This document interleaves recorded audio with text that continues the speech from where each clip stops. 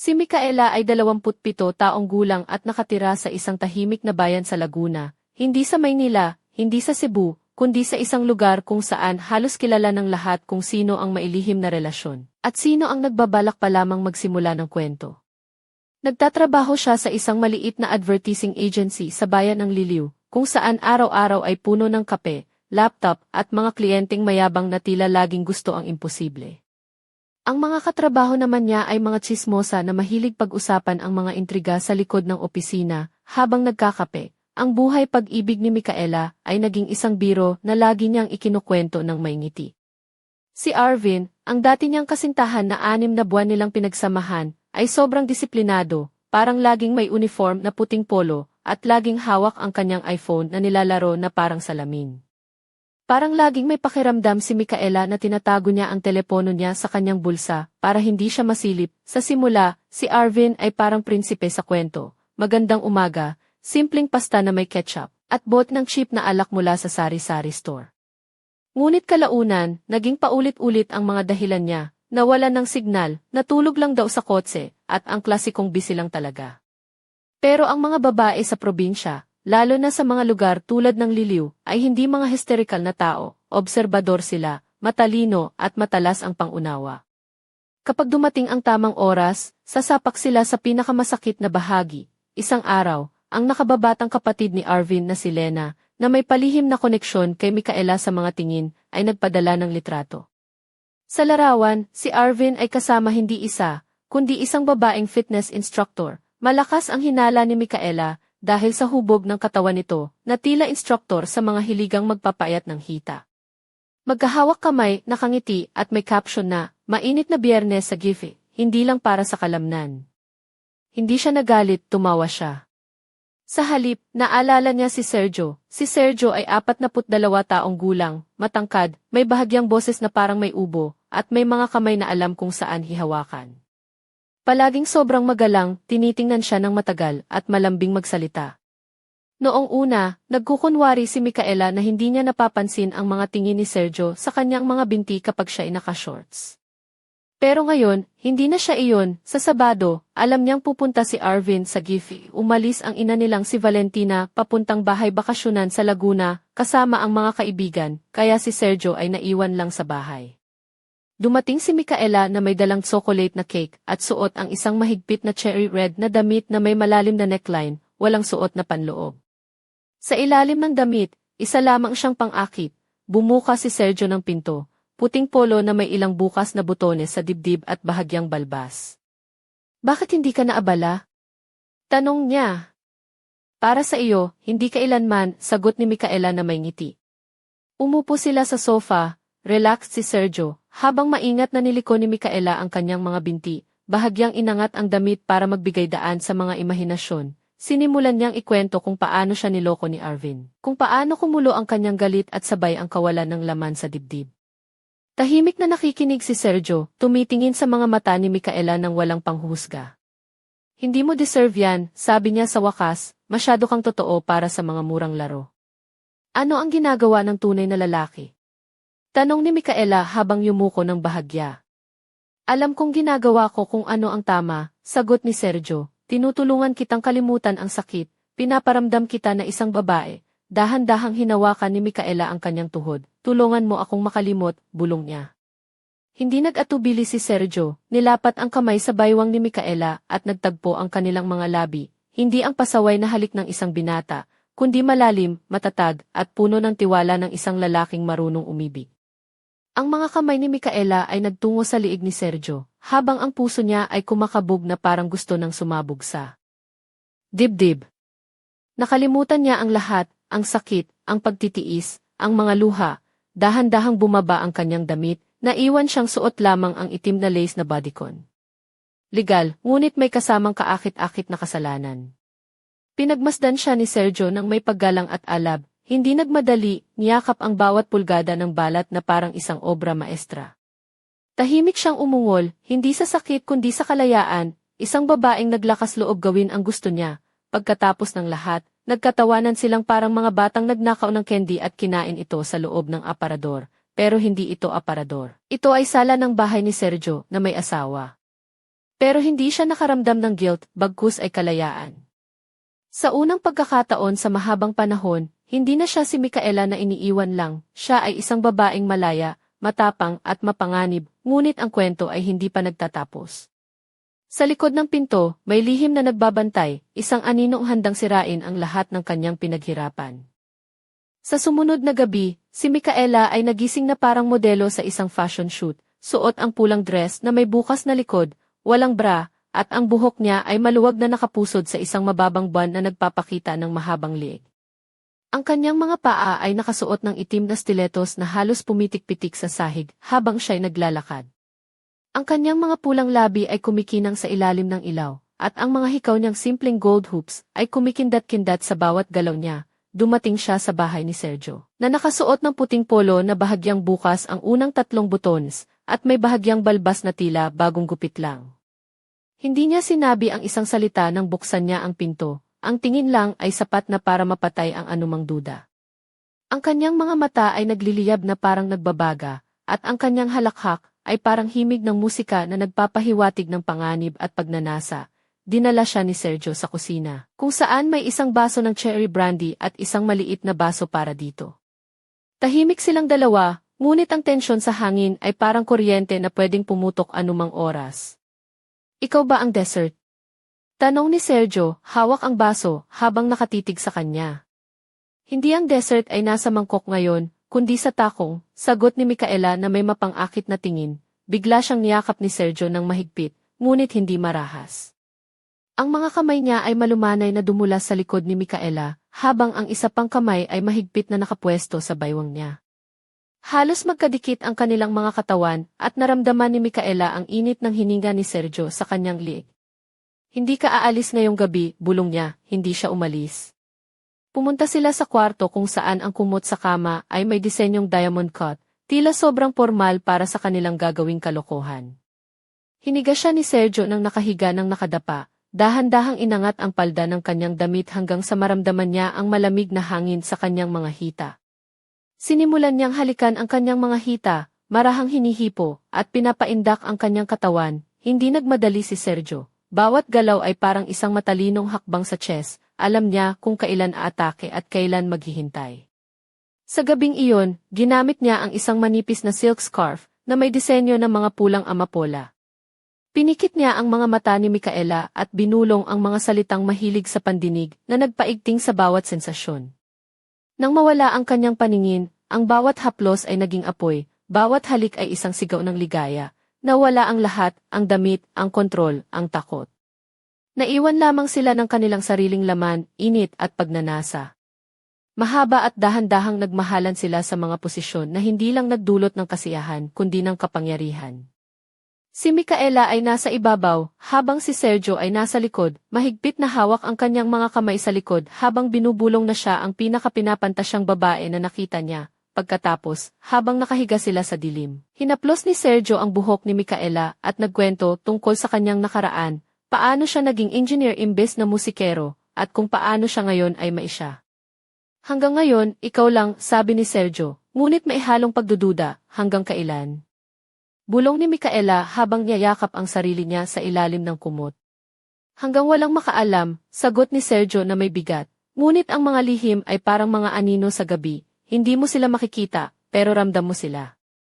At si Arvin, ang dati niyang kasintahan, tila unti-unting nagiging isang multo na sumusunod sa kanya sa bawat hakbang. Sa isang pagkakataon, nakita siya ng isang matalik na kaibigan ni Arvin sa labas ng mall sa bayan ng Liliw, isang maliit na bayan kung saan mabilis kumalat ang balita. Isang gabi, habang naglalakad si Micaela sa tabi ng ilog, may naramdaman siyang malamig na tingin sa kanyang likuran. Nang lingunin niya, may isang sasakyan na nakatigil sa kalsada, at sa loob nito ay isang babae na may malamlam na mga mata na nagmamasid.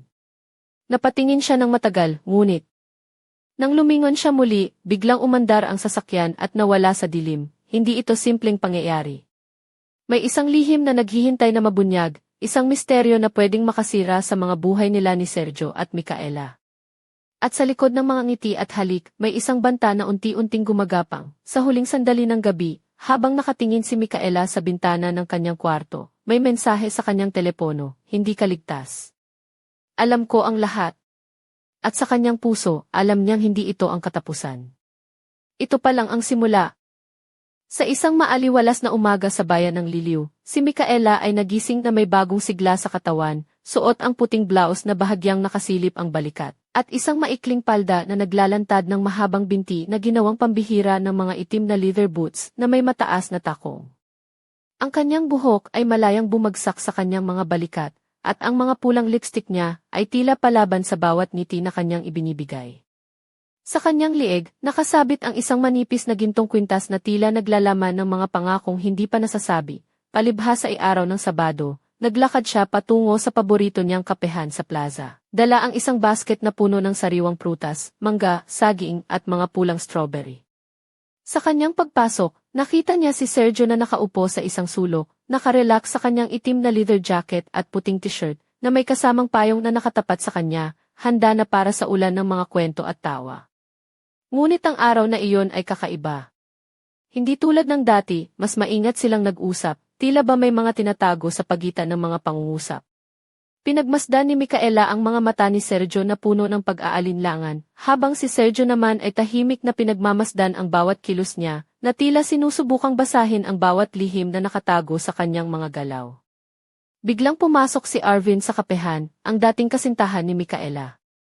Nakasuot siya ng simpleng polo at maong, pero may taglay na kumpiyansa at ngiting mapanlinlang. Napatingin siya sa kanila at halos mag-drop ang kanyang tasa ng kape nang makita si Micaela na magkasama si Sergio. "Seryoso ba kayo?" Tanong ni Arvin na maihalong panghihiya at galit. Sumagot si Sergio ng may kalmadong tinig, "Hindi ito laro, Arvin. Ito ay totoo." Napatingin si Micaela kay Arvin, at sa pagkakataong iyon, naramdaman niya ang bigat ng mga buwan ng lihim at pagsubok na kanilang pinagdaanan, ngunit hindi natapos doon ang kanilang kwento. Sa gitna ng tensyon, may pumasok na matandang babae sa kapehan, si Valentina, ina ni Arvin, na may matalim na tingin at mga matang tila nakakita na ng lahat ng lihim sa mundo. Lumapit siya kay Micaela at binigyan siya ng isang sulyap na puno ng babala. "Hindi lahat ng lihim ay dapat ilantad, Micaela," wika ni Valentina nang may tinig na parang hangin bago ang bagyo.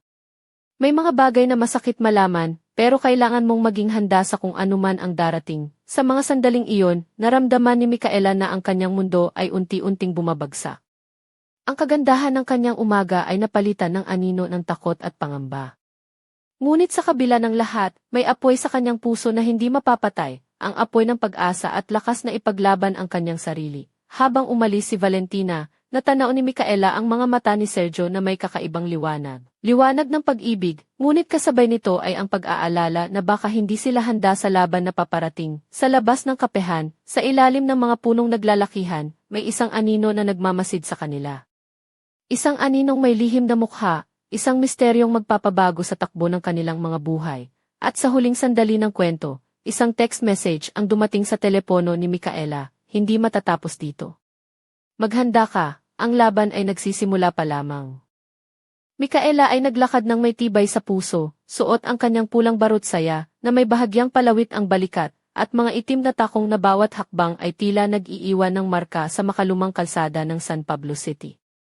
Ang dapit hapon ay nagkulay gintong tanso sa mga bubong at puno, habang ang hangin ay may dalang halimuyak ng mga naggagandahang bulaklak mula sa kalapit na hardin. Sa likod niya, naramdaman niya ang mga matang sumusubaybay, isang pamilyar na anino na matagal na niyang iniiwasan. Si Arvin, na may suot na simpleng puting polo at maong, ay unti-unting lumapit. "Micaela," tawag niya, may halong panghihingi at galit sa tinig. "Hindi mo ba nakikita? Hindi ito ang gusto ko. Gusto kong ayusin natin," ngunit hindi na siya ang dating Micaela noon. Ang babae na ngayon ay may matang matatag, mga labi na hindi na natatakot magsalita, at puso na handang tumanggap ng anumang unos. "Ayusin?" sagot niya, habang dahan-dahang inilalapit ang kamay sa kanyang liig, na may gintong pulseras na kumikinang sa ilalim ng ilaw ng poste. "Ayusin mo ba ang mga sirang pangako? O ayusin ang sarili mo?" Napailing si Arvin, ang kanyang mga mata ay kumikinang ng pagkabigo, habang si Micaela ay ngumiti, isang ngiting maihalong tapang at panghihimo. Hindi siya ang babae na madaling mapasuko. Habang naglalakad sila sa tabi ng lawa, nakatayo si Sergio sa malayo, nakasuot ng itim na leather jacket at puting t-shirt, ang kanyang mga mata ay puno ng pag-aalala. Hindi niya mawari kung dapat ba siyang lumapit o manatili sa likod.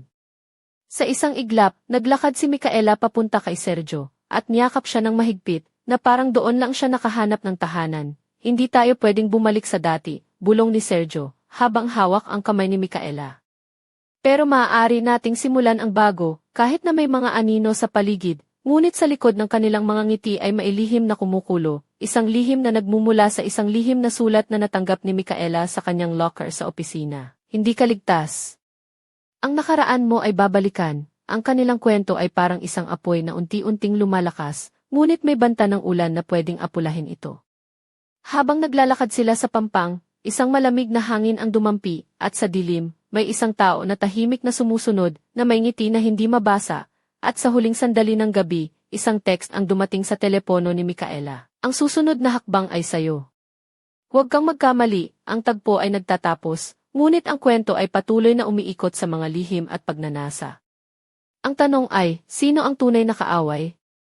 At hanggang kailan magtatagal ang kanilang pag-ibig sa gitna ng panganib? Sa isang gabi ng tag-ulan sa bayan ng San Pedro, si Micaela ay nakaupo sa maliit na balkonahe ng kanyang bahay, suot ang isang madilim na asul na stretch na damit na hinila ng husto sa kanyang balakang, na nagpapakita ng mahabang binti at bahagyang nakalantad ang kanyang balikat.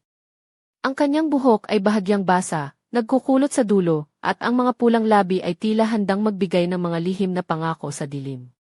Sa kanyang mga daliri ay umiikot ang isang gintong hikaw na tila may kwento ng nakaraan. Habang pinagmamasdan niya ang patak ng ulan na humahampas sa bubong, biglang tumunog ang pinto.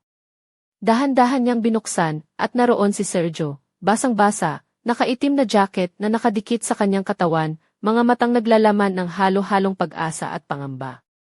Hindi kita pinalampas, sabi niya, habang inaabot ang isang maliit na kahon na mailaso. Bumuka si Micaela ng bahagya ang bibig, ang kanyang katawan ay nagsimulang manginig sa kakaibang saya at takot.